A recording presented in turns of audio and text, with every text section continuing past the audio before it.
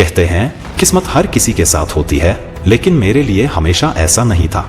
मेरी जिंदगी में बदनसीबी ने एक ऐसा स्थान ले लिया था कि मैं खुद को उससे अलग सोच ही नहीं पाता था। ऐसा लगता था जैसे मेरे और मेरे सपनों के बीच कोई अदृश्य दीवार खड़ी कर दी गई हो। हर बार जब मैंने कुछ हासिल करने की कोशिश की तो ये बदनसीबी हमेशा मेरे सामने आ खड़ी होती।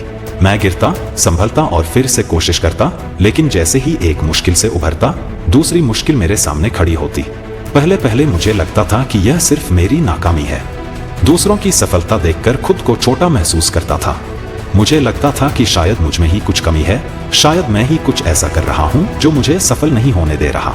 लेकिन धीरे धीरे जैसे जैसे मैंने इस बदनसीबी के साथ जीना सीखा, मैंने महसूस किया कि ये नाकामी नहीं है, बल्कि एक ऐसी सिखावनी है जो मुझे एक बेहतर इंसान और एक मजबूत योद्धा बना रही है। बदनसीबी ने मुझे सिखाया कि हर असफलता में एक सबक छुपा है। उसने मुझे यह समझने में मदद की कि असफलता एक संकेत है, एक ऐसा संकेत जो हमें हमारी कमियों को सुधारने का अवसर देता है।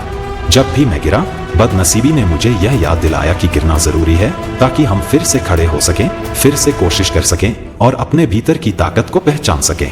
इस यात्रा में बदनसीबी ने मुझे सहनशक्ति का अर्थ समझाया।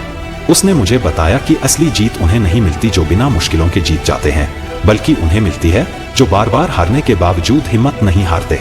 मेरी बदनसीबी ने मुझे इंतजार करना सिखाया, धैर्य रखना सिखाया। उसने बताया कि असली ताकत वही होती है जो तब भी साथ दे जब हम सबसे कठिन दौर से गुजर रहे हों।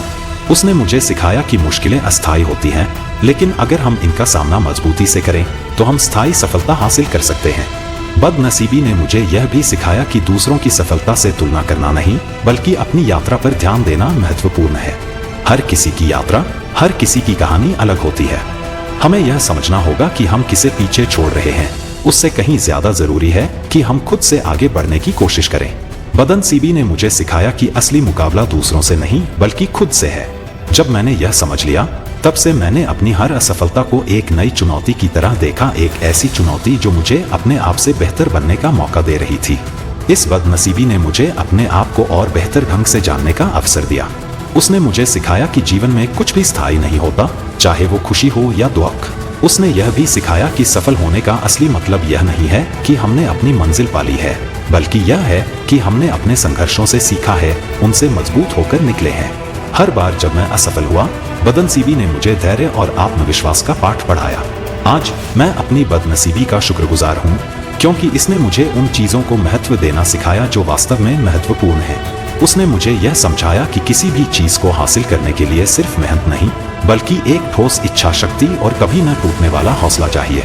इस यात्रा में उसने मुझे दिखाया कि असफलता हमारी कमजोरी नहीं है, बल्कि यह हमारे भीतर की ताकत को बाहर लाने का एक साधन है।